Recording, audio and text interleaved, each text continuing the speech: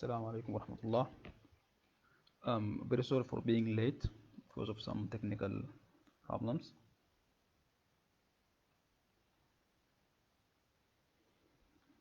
Um, my name is Omer Abdelmageed. I'm a senior sonographer and ultrasound team leader in Sheikh Shakhbut Medical City in UAE. I would like first to thank the group page and channel on YouTube, the Sudani Sonographer Society, for sponsoring this lecture or this presentation. It will be about ultrasound image optimization, a guide to professional ultrasound practice. In this presentation, we will deal, which is part one, I will try to deal with the gray image optimization, and part two, we will try to deal with the Doppler ultrasound image um, optimization. I have already published many scientific papers in many different international journals and in different fields of echocardiography and of ultrasound in collaboration with Professor Mustafa Zuhair. It was very nice, good experience, and I encourage all the sonologists or ultrasound, especially some sonographers, um, to try to go through the um, publishing papers and tracing some rare cases and try to do some research. This will like upgrade your skills in ultrasonography. I have no financial relationship to disclose for this lecture. When you look at this very nice pilot cabin um, and you see the hundreds of um, knobs that you can find here, you may think that this kind of very complicated cabin is difficult to manage. Yes, it's difficult, but I think that if you can manage the ultrasound machine, then you can be like you could have a privilege of being a pilot as well. A good pilot is the one who flies with an ultrasound machine, or I guess. The objectives for this presentation: you will understand the knobology of the ultrasound machine. You will use this knobology, and when I say knobology, we mean that the science or the way that you are dealing with the knobs of your machine. So you will use this knobology knowledge to optimize a diagnosable ultrasound image. You will be able to evaluate and identify critical problems within the image, and you will be able to describe how to correct them. So if you want to give a very brief definition of ultrasound image optimization, we will say that it is the use of various knobs and toggles to improve the visual quality of a diagnostic ultrasound image. This is very nice good example of what we are usually encouraging our sonologists and sonographers to start with when we are like try to do an abdominal ultrasound scan. We go to the liver and right kidney, then we will try to adjust our knobs there to get the proper um, image optimization.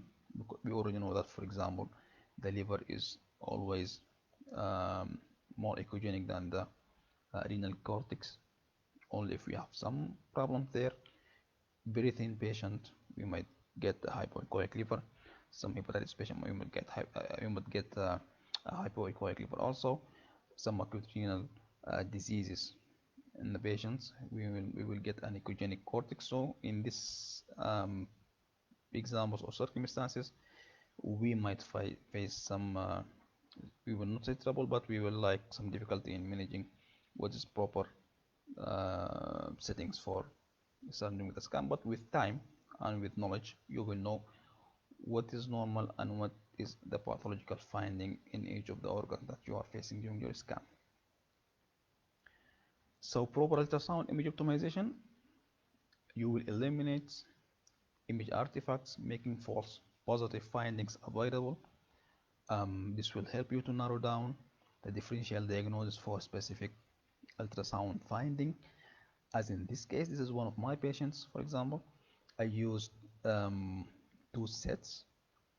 This is one without using any aiding tool for image optimization, and here we are using harmonic imaging. So we can see the difference. As in this case, for example, without harmonics, we may start talking about something inside the gallbladder like sludge or anything else. But with this, we can get now very nice clear image. I think that as a sonologist or sonographer, you are trying to make a very beautiful paint. If you want to get a very nice image, you have to use the correct brush for painting this image, and your brushes here is your props. So use the specific prop for the specific rule that you want to use it for. Always you have to know your machine. Multiple manufacturers, they have different names for the same knob function, which means that I will not find the same name, for example, of the specific function in all of the machines, because each manufacturer, he wants to make his piece of art unique. So he will try to like come up with new names, but still the principle the same. Still the principle, it will be the same. So if you knew your machine and you became very friendly with your machine, it will give you its best. And that is why I'm always encouraging when you are getting new machine or new advanced machine, and in this case I mean new advanced means many uh, things, but the main thing that I'm advising my colleagues to start with is to try to buy a machine with Doppler uh, with Doppler modes or Doppler facilities. Otherwise, grayscale machines in these times are almost useful. Um, there is someone I think we all know who is the application specialist in each company. When you buy a machine, you have to look for this guy, or he will come to you without even asking. He is the one who knows almost everything in the machine. So every knob or every function in the specific machine, it will be his responsibility. So always try to go through this to start your machine with the aid of the application specialist for the specific machine. When we came through the control knobs and toggles, we were talking about these two things. The knobs here in the machine, we use it to increase and decrease specific function or something that is assigned for. These are two different machines. For example, for the knobs, if we want to increase anything, we will rotate the knob to the right, and we want to decrease, we will do that to the left side. And for the toggles, we will push it up for increase and down for decreasing. We also have what we call the time gain compensation or the depth gain compensation. We all know about the gain. Um, this is the returning back echoes, which is amplified, and we can amplify it all by using um, uh, the overall gain compensation or compensator, or we can just select specific depth of the image and we can amplify it only. In this case, we will use the time or depth gain compensation. These slides we are calling the slide plots. These ones, for example, here that's used for the time gain compensation. We are calling slide plots. This is an example of how the normal attenuation process that is going when we are sending ultrasound waves. It's from 0 to 2 centimeter depth of tissue. If we just let it like this without doing any extra processing or thing, in this case we will miss many um, like information in the deepest part of the field. So in this case, or in this example, we have just simply amplified the far field of the image. um, Instead of being minus 20 decibel because of the attenuation, we put like 20 plus, so we gained again a uniform kind of echo texture for the whole image. So when we are using the slide pots, we will move to the right side to increase the gain that we are getting from a specific depth, on or on the opposite position to reduce the gain in specific depth of the image. Some manufacturers, they are putting these slide pots in a digital form. So in this case, this is an example of a digital um, TGC.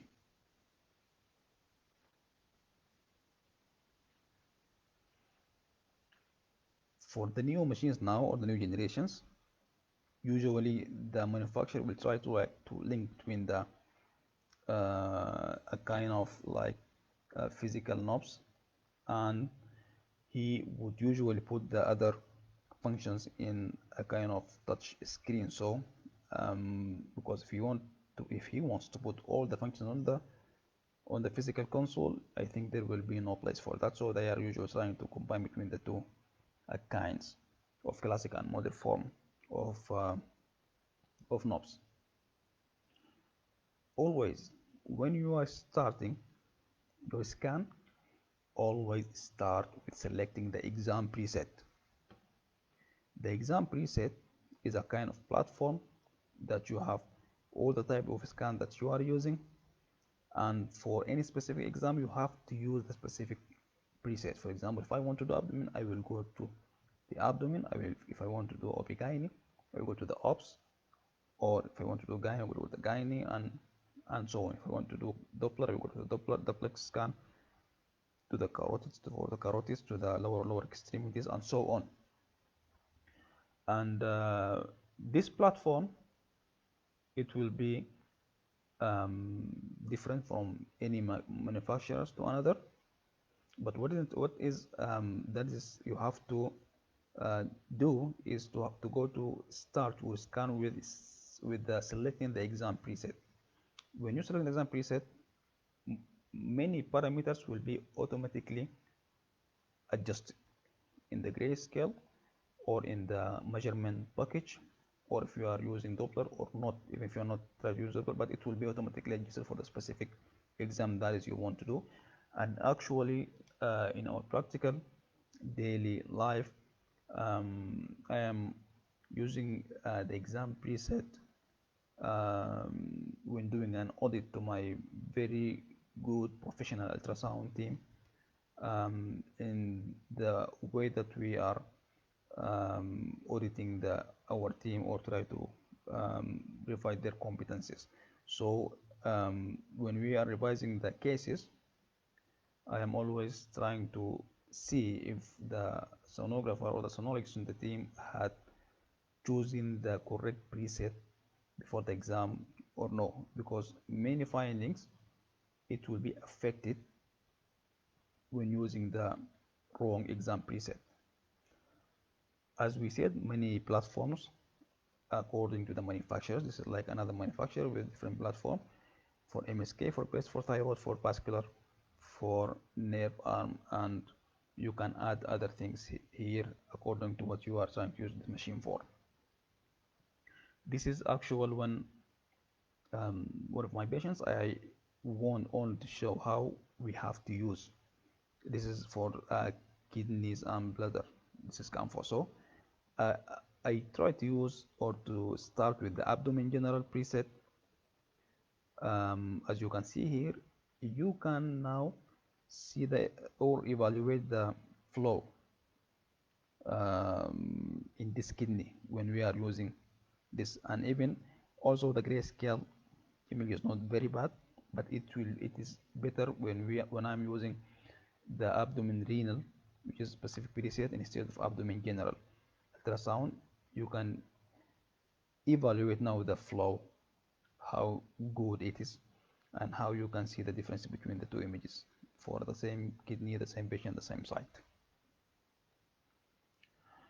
Actually, when you select the exam preset, it will automatically um, like it guides you to the correct transducer that you want to use. But if you want to change, you have to know which probe that or transducer that you have to use for the specific exam or specific organ that you want to image. So I think most of the audience here, or the sonographers, or the students here, they know about what kind of probe that we have. A convex probe is usually low um, frequency probe type. It's like in this case from 2 to 5 megahertz. It's used for deep penetration, like in the abdominal ultrasound examinations, or for example, the OB-GYN. And you can see the corresponding image type that we are getting when using this cranial probe. We have another type of high frequency probe. It's endocavitary probe or intracavitary probe or transducer. This type we are using it for transvaginal scans and transrectal scans to evaluate, for example, the prostate or the rectum itself. It's in this case, for example, it's from 8 to 13 megahertz, and we have the linear one, which has many uses. It's a high frequency probe. It's from 6 to 15 megahertz in this case. Here we are using it for like ophthalmosonography of the eye, so the eye, or small parts. Right, in this case, it's we are imaging a thyroid gland with a nodule, and for example, this one also for the testicle, which is both are superficial structure that need very high frequency, and of course we are using it for vascular studies. The phase array probe, one of these of its uses, it's low frequency probe. It has very small footprint, and we are using it, for example, in case of echocardiography, as we can see here, or sometimes in transrectal ultrasound scan. Sometimes some structure that might need to use two frequencies to get them or to clarify them. And in this case, and for example, in many patients that we are doing, when we are trying to do lower extremity exam, for example, for the venous duplex or for the arterial duplex, some patients they have very bulky, like big lower limbs or lower extremities. So using of high frequency probe sometimes might not be useful. It will give you just subtle informations, and in many times we are turning the probe to use curvilinear type so that we can get better or deep penetration. So a combination of two probes, most of the time they can be used with a confident. When we start your scan or using your probe, try to use a wide display format. Why we are using wide display format? You don't want to cut the edges of the organ that you are trying to image. For example, in this case, if we have an incidental suprarenal mass or adrenal mass, it wouldn't be seen if you are using a narrow display format, as in this case here. Now I am getting the kidney, yes, but I have to get some margins, additional margin instead of my organ itself, so that if there is anything in the periphery, it will be picked up. Using of wide versus display format, it has its advantages and disadvantages. Later on we will try to explain more, but as you can try to widen your display format so that we can get additional information on the image. One of the softwares that you can see now or you can find now in the modern ultrasound machines is what is called a trapezoidal format or trapezoidal scan. It's almost now in all the modern machines that I have seen. It's a kind of electronical way that you will increase the view or the display format that you are using, so that you can get wider image instead of only using the rectangular, for example, this kind of linear probe. Instead of getting only the rectangular type of field of view, you can get a trapezoidal type. So new information will be obtained away from the periphery of the organ that you are trying to add. Now, in this example, if you are using only a rectangular kind of scan, as in this case, we will miss some informations. So we always try to use a wide display format or trapezoidal scan format, as in this case. Sometimes it degrades the contrast. That is why we said we have to be familiar with your machine. But in many times it's very useful to be used. We have talked about the time gain compensation. Now here we have the overall gain. It's the way that we are amplifying the signal that is coming back from the tissues. The preset selection will automatically adjust the gain settings prior to starting the scan. This is an example of a lever that to the left side here we have one with a very high gain. In this case, even if it is normal lever, you would go through, for example, to diagnose liver steatosis or fatty liver. Here is the same one, but with normal gain. It is one with a very low gain.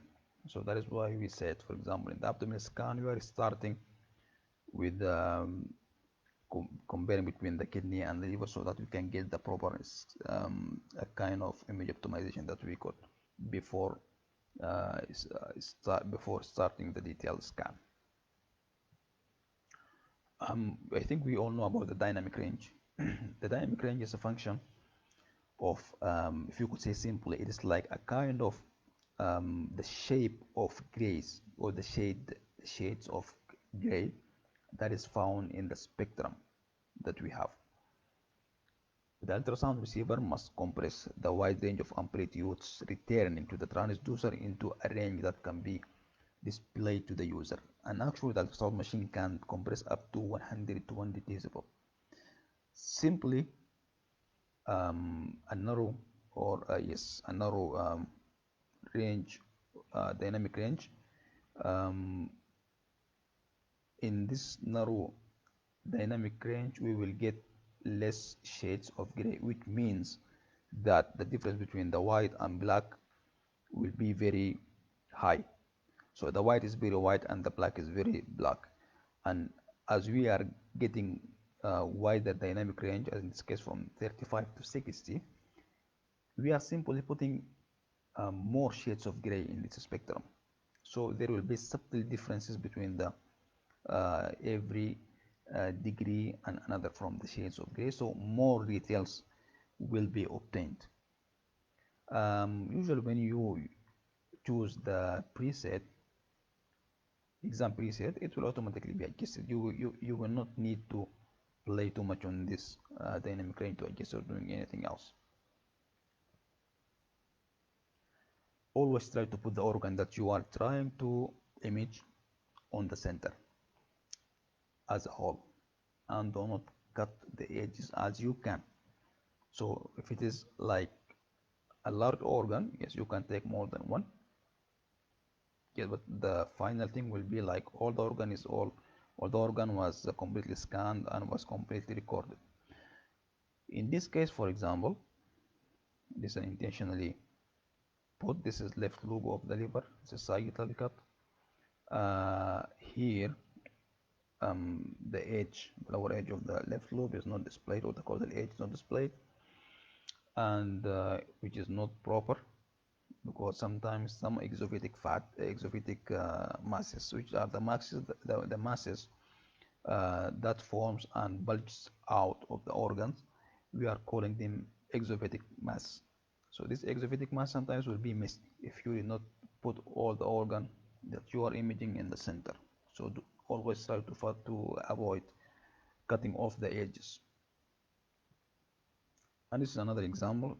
So in this case, we have cut we are trying to image the right lobe of the liver, but now we have cut the diaphragm there. It's not easy to accept this thing. Cutting the diaphragm means that you are missing many things on pathologies that could be found there. Example of that is like a subphrenic abscess and pleural effusion. So this is the correct way that you can get the image. Try to get, for example, in this case of the liver, up to the diaphragm and a little some centimeters beyond the diaphragm. If there is any pleural effusion here or there is any subphrenic collection or abscess, it will also easily be identified. Sometimes there is a hidden monster there. So please do not cut the edges of anything that you are trying to image.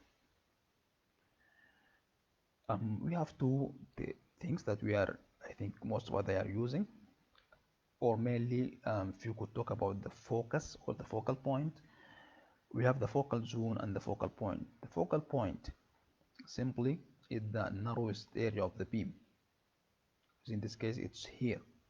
But if we want to say what is the focal zone is, the focal zone is also part of the beam here, but which part?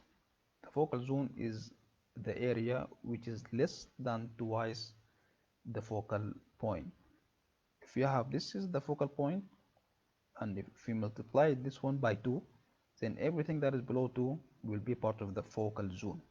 So it will be like us, for example, in this region here. So the focal zone here, and the mid is the focal point. We always try to put the focal point at the mid of the organ that we are trying to image, because in this case the beam will pass. If you have two objects here, for example, it will pass through the first object firstly during the scan, then it will pass through the second one separately, then it will display both as two different structures here. We have put also these 3 and 4 objects also to clarify that if we did not put the structure in the focal point, as in this widest part of the beam, the far field of the beam, both will be in the inside the beam, and in this case both will be imaged as one entity, which is the thing that we don't want to do. Even we are getting here happy face, I think these 2 eyes and 1 mouth, but still this is the good way to image, and this is the bad way that we can get our image.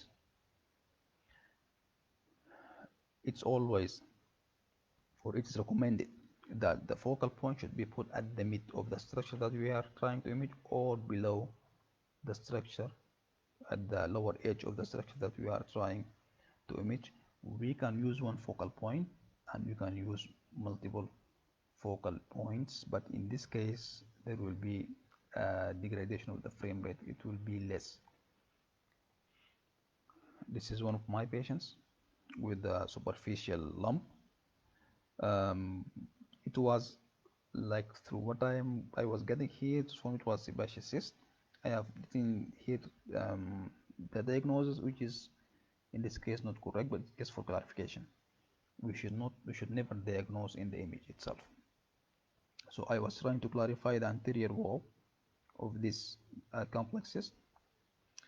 My focal point was here, so it was a little bit away, and it's not very clear, the anterior wall. So when I start just try to put it in the place, so if you could see here, it's like almost in the mid, and here it's just at the mid of the anterior wall. So you can see subtle differences, but here is much clearer when I put the focal point at the anterior, just directly at the anterior part of this complex cyst, compared to the one which is a little bit far away.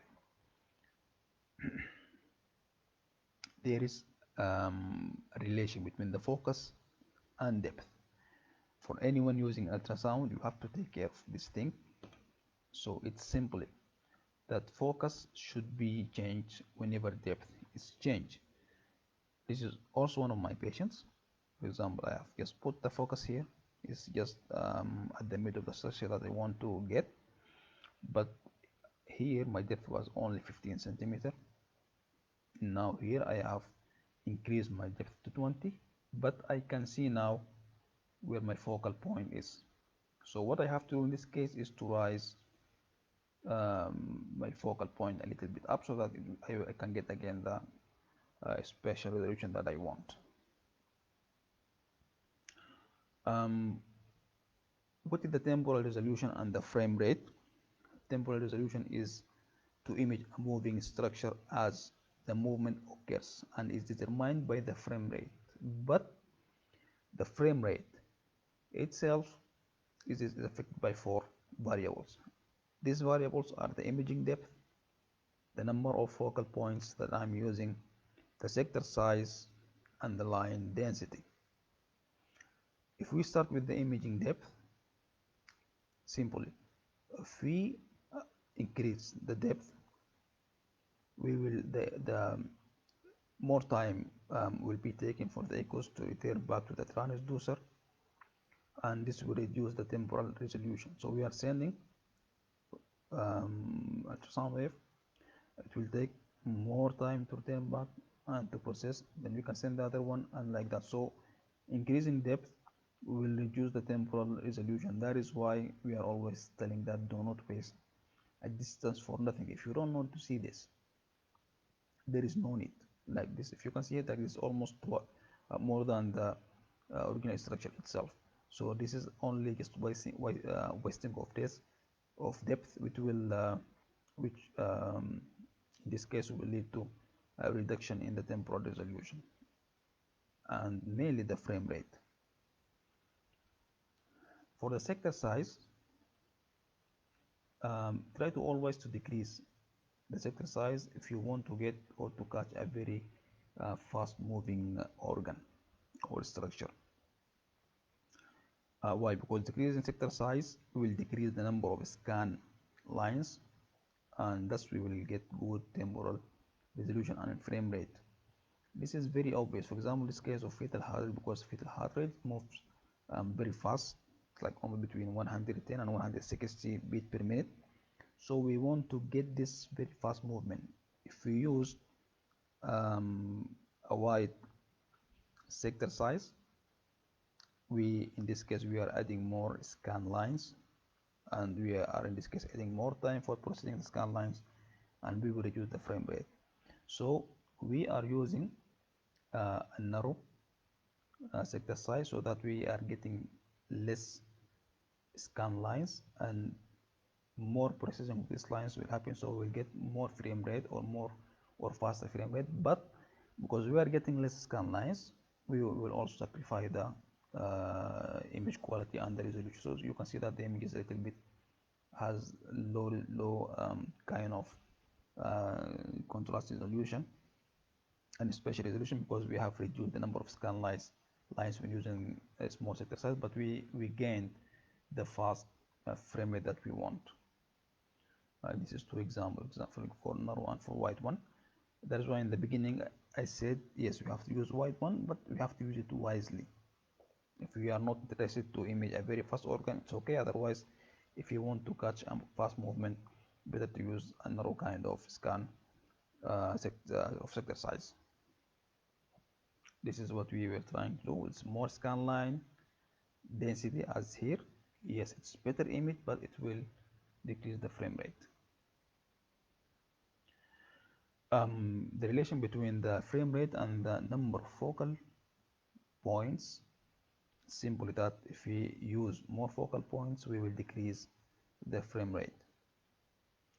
So temporal resolution and frame rate. For the best temporal resolution, we prefer to use single focal point, to use narrow sector size, and low line density and proper depth. Do not waste depth for nothing. We always know that a higher frequency is good for spatial resolution. Higher frequency means that uh, because we already know that in medical imaging we are using pulses of waves, and these pulses, each pulse has a kind of special pulse length, and as it is longer, we will simplify the axial resolution, and whenever it is shorter, we will get good axial resolution. So we are using high frequency. High frequency will reduce um, the wavelength, and the overall length of the pulse will be short. So because when we are sending pulses, we are trying to make the pulse goes through the phase one, then some will be returned back to be documented, then it will go separately through the second structure, then it will be recorded. But if you are using very long pulse, the same pulse will pass through the same objects at the same time, so we will get like a kind of this poor axial resolution, because it will not be displayed as two separate objects. So using high frequency is always good. This is another example of using 2.7 for this parallel objects to the beam, and here is 7.1 megahertz. Now we can see how it it was very nice differentiating between the structures, very very nice and very good, and each one is in its place. Now in all the new kind of machines, we have advanced or special imaging modes that will help us during our image optimization. The first one, which is very famous, is the tissue harmonic imaging. The harmonics are the generation of higher frequencies secondary to the interaction of high pressure component of the ultrasound pressure wave with tissues. When we are sending a kind of for each pulse that we are sending, it usually contains multiple frequencies, which we call bandwidth. So normally these frequencies will interact with the tissues in the deep. For example, if you are trying to image deeper structures, these interactions will also generate what is called harmonic frequencies. These harmonics are the generation of higher frequencies because of these interactions. So these higher frequencies that are generated deep in the body, if we could detect it or pick these high frequencies, we can make double use of the wave, which is, for example, we send already a low frequency wave like 3.5 or 4 to reach the deep structures, and after it reached the deep structures, I had new generated harmonic frequencies because of the normal interaction process inside. Then if I could pick these high frequencies, I will get very high spatial resolution. So in this case, now I'm combining between two, combining between the depth and combine between getting a high spatial resolution by picking up the new generated high frequency in the depth. When using this software or this technique, many artifacts will be eliminated. Side loop artifacts will be reduced or eliminated. For example, we can use, if we could see this example, this one here is without, this is from the literature, without harmonics, and the right side here with harmonics. You can see how much this became very clear compared to the left side. This is my patient, as I said before. This is without harmonics. Actually, harmonic imaging, it's the same principle, but the function of each knob will differ according to the manufacturer. In some manufacturers, they are calling it tissue harmonic imaging. I have just put this, but this is not the name for this manufacturer. For this manufacturer, for example, it's called CHI, which is coded harmonic imaging. But they are all have the same principle of work. This is also one of my patients. This is another machine. I can see here how the contrast, the harmonic imaging helped me in getting rid of the artifacts here at the top of the kidney. So always try to use it. It is not sometimes, very rare times, it's not helpful, but the easy thing to do is just to try to switch it on. If it works, very good. If not, just leave it. The second part of the special imaging modes is what we call it compound imaging or spatial compounding. The speckles or ultrasound speckles is an important source of image degradation and loss of contrast. This speckle results from the constructive and destructive interaction of the acoustic fields generated by the scattering of ultrasound from small tissue reflectors in the body. This is the interference pattern gives ultrasound images their characteristic grainy appearance. Whenever you see this grainy appearance of the image, you have to think about the speckles. And nowadays, the most to use softwares for getting rid of these speckles are two kinds of imaging modes. The first one is compound imaging. In compound imaging, we are simply image the structure through different angles. I will not move my probe. It's done electronically. Images from the sides, from the mid, from the sides, so it's from different angles. Then summation of these images will be taken by the machine or be done by the machine, and I will get an image that is without any kind of grainy appearance. What is that is not accepted, or what is that is not a little bit bad with the compound imaging, that it will get rid of the artifacts that we are using sometimes in diagnosis, like enhancement and the shadowing. This compound imaging usually tend either to eliminate or to reduce significantly the posterior enhancement and posterior shadowing. So it will, for me, it will make the things sometimes more difficult.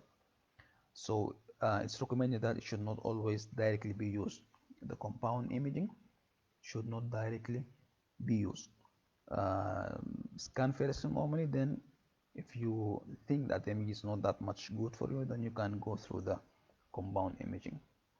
The other um, software that we are using is the speckle reduction imaging. Speckle reduction imaging, it uses an algorithm to identify strong and weak ultrasound signals by evaluating the image on pixel-to-pixel basis. It attempts to identify tissue and eliminate speckle.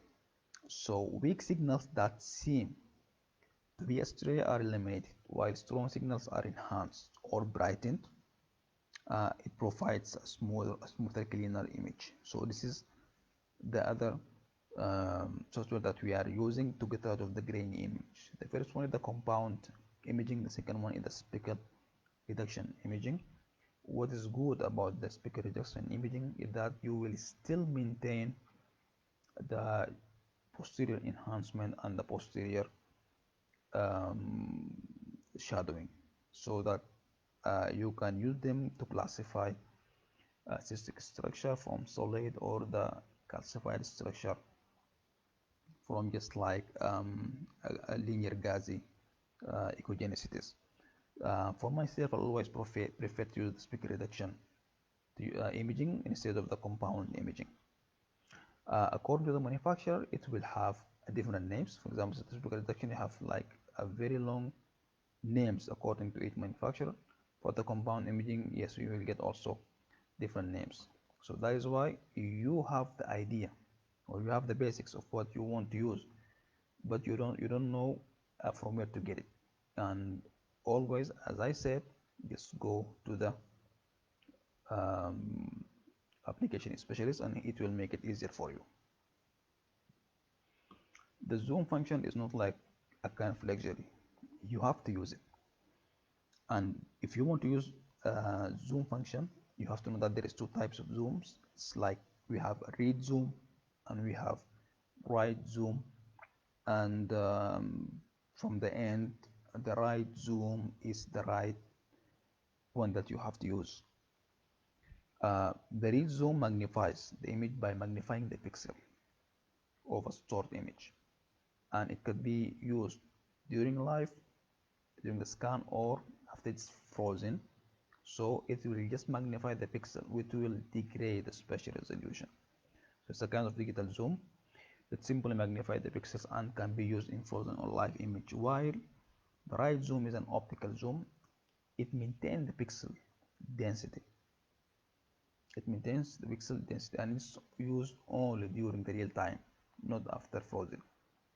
So it's always good to use the right zoom, and I recommend to use the right zoom.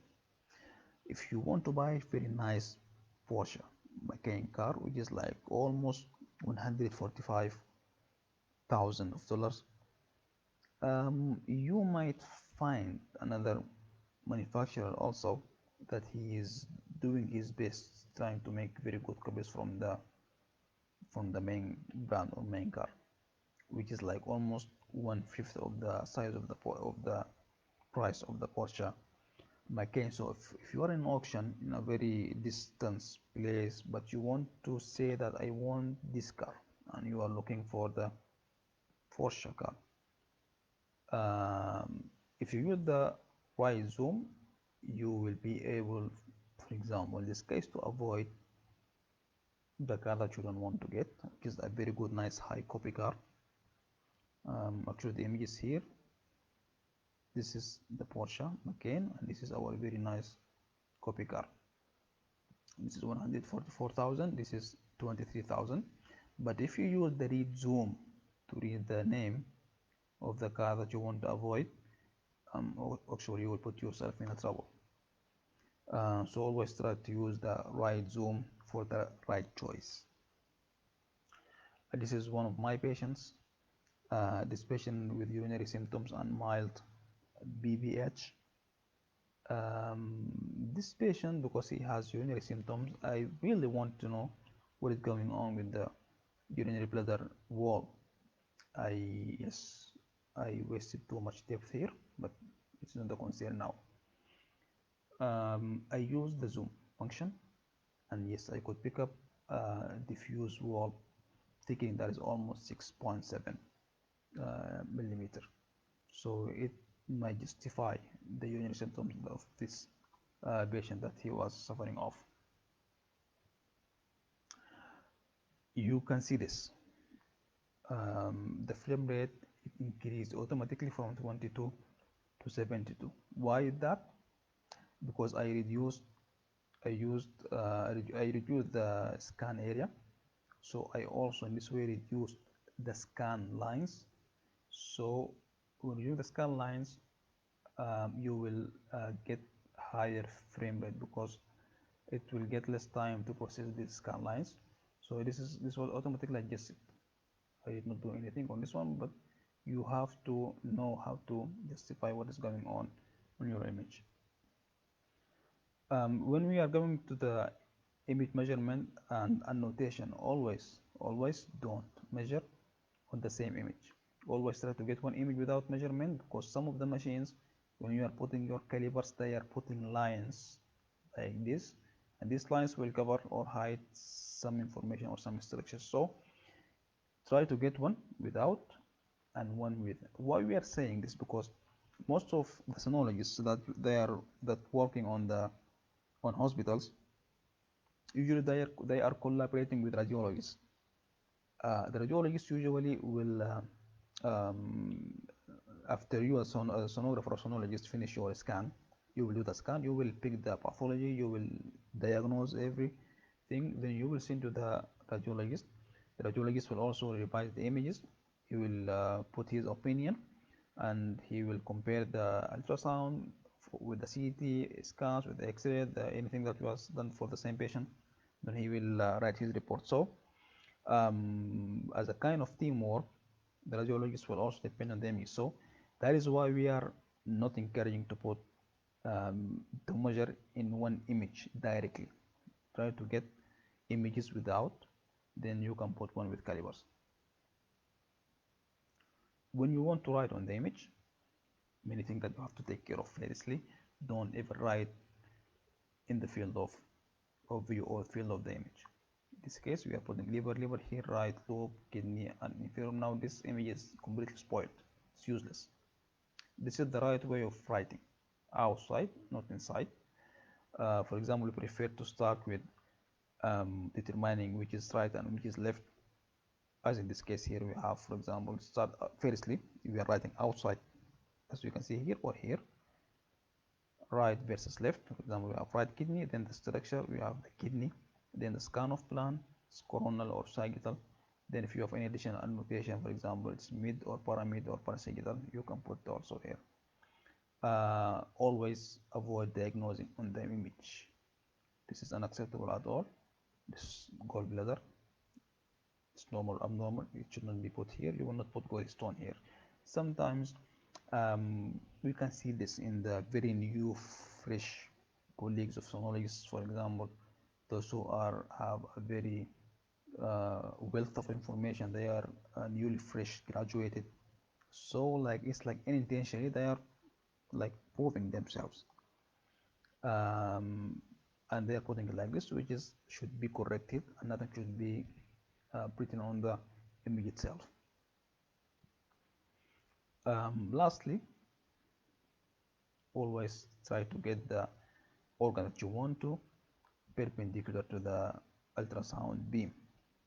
Why? Because always we are trying to get a kind of specular reflector so that more echoes will be reflected back to the transducer, and we will get better image, better intensity of echoes, and very good, nice spatial and its contrast resolution. This is also one of my patients. I did this, for example, intentionally. I want to delineate the posterior wall of aorta. I can see that it feels it falls now here with an angle to the beam, so I cannot get good informations. If I magnify it, you can see this. It's like only one bulk of the posterior wall. But when I adjusted my prop and I put the posterior wall at right angle to my prop or perpendicular, I could now see the layers of the posterior wall of the aorta, the intima, the media, and the adventitia. Some organs, they are like naturally like this. They will be perpendicular to the beam at different points. For example, this uterus, because the beam, we know that it has a kind of fan shape, so it will be like perpendicular and to the sides when we are using convex prop. So it will strike the structure at different points perpendicularly. So for example, that is why in the uterus we can see all the uterus in a good, very nice manner with good, very special, very nice spatial resolution. The summary for this presentation: a professional sonographer or ultrasound specialist or sonologist will try to get the maximum diagnosable image with a wealth of information as he or she can. Always remember that ultrasound is operator dependent, thus what you see and diagnose will almost shape the final report. The radiologist's final impression and patient's future life and part of the plan of management will depend on how the images you obtained were proper and diagnosable. Image citation of what I have presented before and the references, and thank you very much for being with me in this presentation.